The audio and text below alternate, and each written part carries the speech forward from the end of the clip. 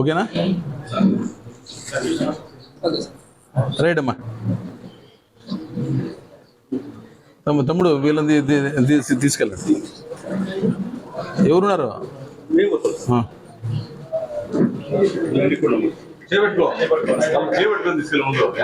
మీ అందరికీ తెలుసు, గుంతకల్ నుంచి చిప్పగిరికి వచ్చేటప్పుడు రైల్వే బ్రిడ్జి వద్ద చిప్పగిరికి చెందినటువంటి లక్ష్మీనారాయణను, అంటే కాంగ్రెస్ లీడర్ లక్ష్మీనారాయణను ఒక టిప్పర్తో అతని యొక్క వాహనాన్ని గుద్ది తర్వాత వేటగొడవలతో నరికి చంపడం అయింది. దానికి సంబంధించి మనం చిప్పగిరి పోలీస్ స్టేషన్లో కేసు నమోదు చేయడం జరిగింది. దాని దర్యాప్తులో భాగంగా మీ అందరికీ తెలుసు, దర్యాప్తులో వీళ్ళు మన ఫిర్యాదుదారుడు 4 పేర్లు కనపరిచారు. Vaikuntham Prasad, Mallikarjuna and Mallesh and chicken Ramanjaneyulu అని చెప్పేసి అని.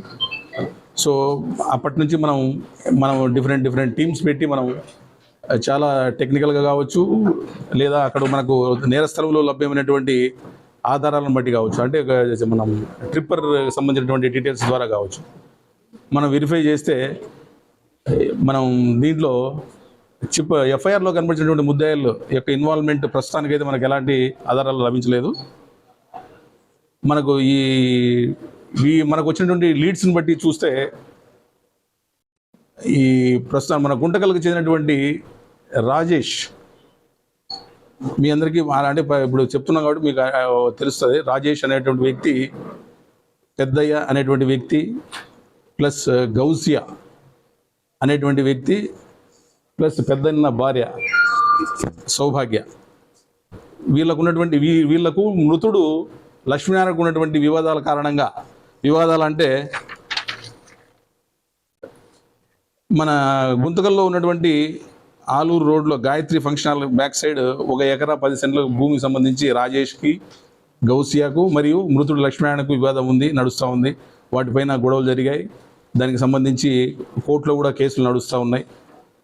అలాగే సిద్ధార్థ కాలనీకి సంబంధించినటువంటి 9 ఎకరాల పొలం, దాంట్లో గౌసియా చెప్పేటువంటి అంశాలను బట్టి చూస్తే 4 ఎకరాలు ఆల్రెడీ లక్ష్మీనారాయణ దాన్ని ఫ్లాట్లుగా వేసి విక్రయించారు అని చెప్పేసి చెప్తా ఉన్నారు. సో వాటి ఆధారాలను బట్టి మాకు చెందాల్సింది, లేకపోతే ప్రజలకు చెందాల్సిన దాన్ని ఇతను ఆక్యుపై చేస్తున్నటువంటి అంశాల మీద వాళ్ళకు వివాదాలు ఉన్నాయి. అట్లే పెద్దన్నకు సంబంధించి ఉన్నటువంటి 8 ఎకరాల భూమి చిప్పగిరిలో ఉంది. దాన్ని సుమారు 7-8 సంవత్సరాల క్రితం ఈ లక్ష్మీనారాయణకు పెద్దన్నకు వివాదం వస్తే, పెద్దన్న యొక్క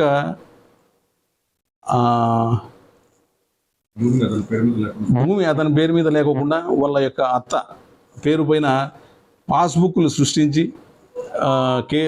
వివాదాలు అంటే కోర్టులో వేసి ఇతనికి కాకుండా చేస్తున్నాడు అనేటువంటిది పెద్దన్నకు ఉన్నటువంటి చాలా, దానికి సంబంధించి గొడవలు జరిగాయి.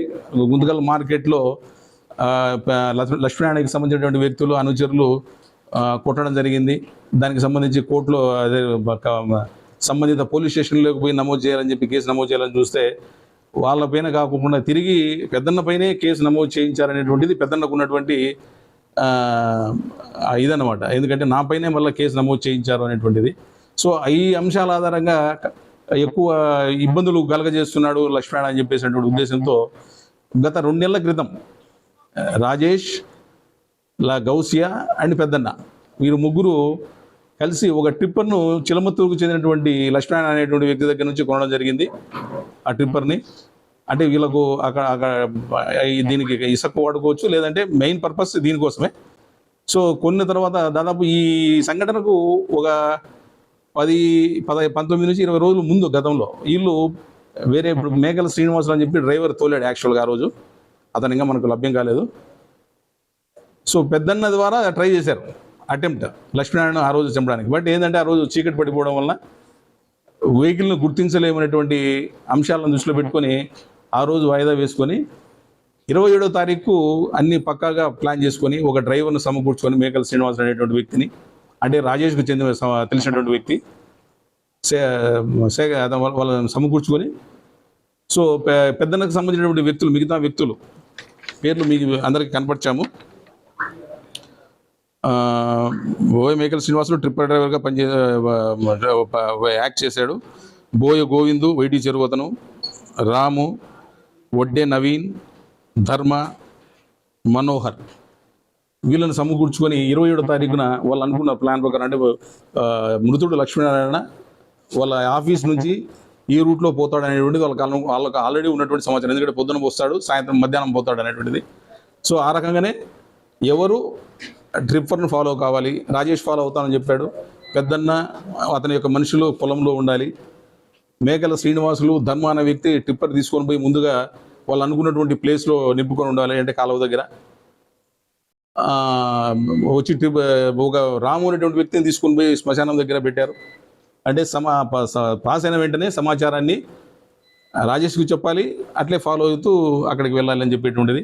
సో ఇవన్నీ కమ్యూనికేషన్ చేసుకుంటూ ఆ టైం 2:15 చేరుకునేటప్పటికీ వీళ్ళు అనుకున్న ప్రకారమే, పథకం ప్రకారమే మన మేకల శ్రీనివాసులు డ్రైవర్ టిప్పర్ తోలుకొని వచ్చి బలంగా గుద్దడం వలన వెహికల్ మొత్తం అద్దాలు కావచ్చు, లేకపోతే ఫ్రంట్ పార్ట్ కావడం మొత్తం డ్యామేజ్ అయ్యి వీళ్ళు బయటికి రాలేని పరిస్థితుల్లో పెద్దన్న వచ్చి హంటింగ్ సిగిల్తో లక్ష్మీనారాయణ నరకడం జరిగింది.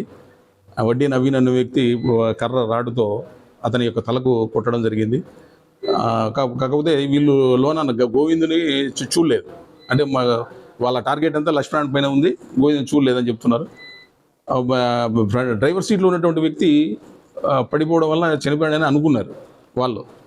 సో ఓన్లీ ఇంకా టార్గెట్ని లక్ష్మీనారాయణనే చేసిన తర్వాత ఎక్కువ వాళ్ళకు ఆల్రెడీ అక్కడ పాసర్స్ కూడా ఆపుకోకుండా గోవిందు, నవీన్, ధర్మ ప్లస్ మనోహర్ వీళ్ళు ఆపుతున్నారు. అంటే ఆపుకోకుండా పోల్ అంటే వచ్చేటువంటి వాళ్ళ ఆటోలు కావచ్చు, మిగతా వాటిని అక్కడ ఆపుకోకుండా పోతున్నారు. బట్ వెహికల్స్ మూవ్మెంట్ ఎక్కువ కొద్ది, జనాలు ఎక్కువ కొద్ది, అరిచే కొద్దీ ఇట్లా జరిగినదని. సో వీళ్ళు నిర్ధారించుకొని లక్ష్మణ చనిపోయాడని వెంటనే అక్కడ నుంచి వాళ్ళు అనుకున్న ప్రకారమే ఒక మోటార్ సైకిల్ ఆల్రెడీ రాము ఇన్ఫర్మేషన్ ఇచ్చేకొచ్చాడు కదా, అతని మోటార్ సైకిల్లోనే నవీన్, రాము అండ్ ధర్మ